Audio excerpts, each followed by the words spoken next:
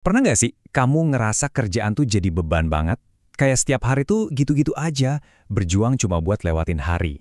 Nah, hari ini kita bakal coba bongkar kenapa ya rasa itu bisa muncul dan yang lebih penting lagi, gimana caranya kita bisa nemuin lagi makna di balik semua itu.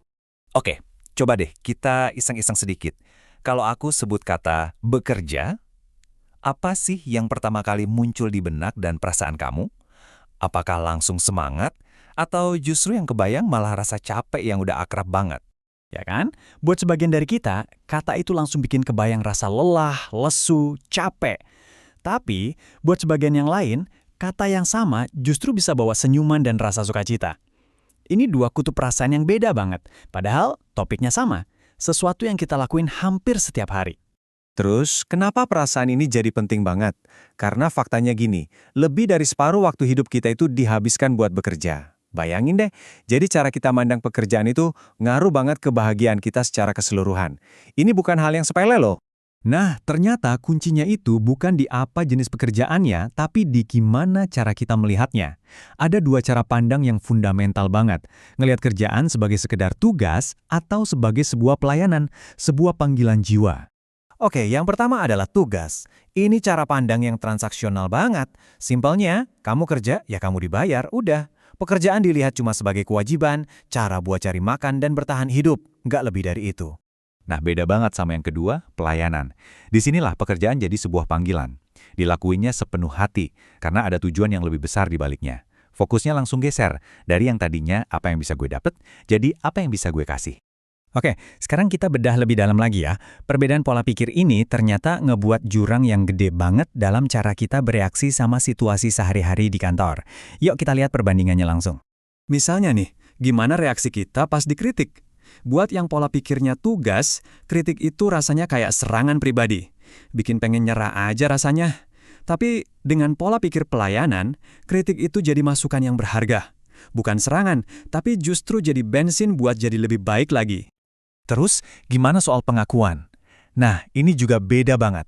Pola pikir tugas itu haus validasi dari luar. Jadi gampang kecewa kalau nggak ada yang bilang makasih. Tapi, pola pikir pelayanan itu nemuin kepuasannya dari dalam. Kamu bakal terus kerja, bukan buat dapat tepuk tangan, tapi karena kamu percaya kerjaanmu itu sendiri penting. Nah, ini nih yang paling ngegambarin bedanya. Pola pikir tugas itu selalu hitung-hitungan.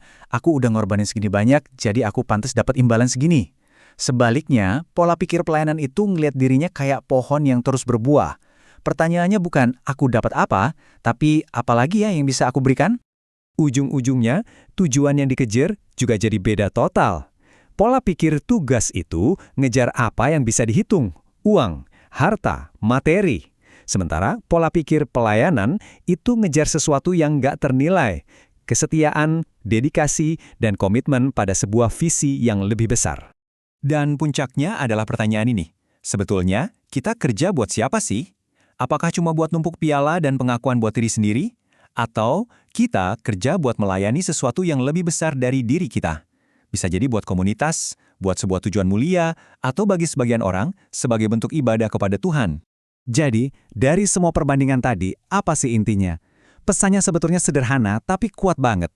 Kekuatan buat mengubah pekerjaan yang tadinya beban jadi sesuatu yang bermakna itu sepenuhnya ada di dalam diri kita sendiri.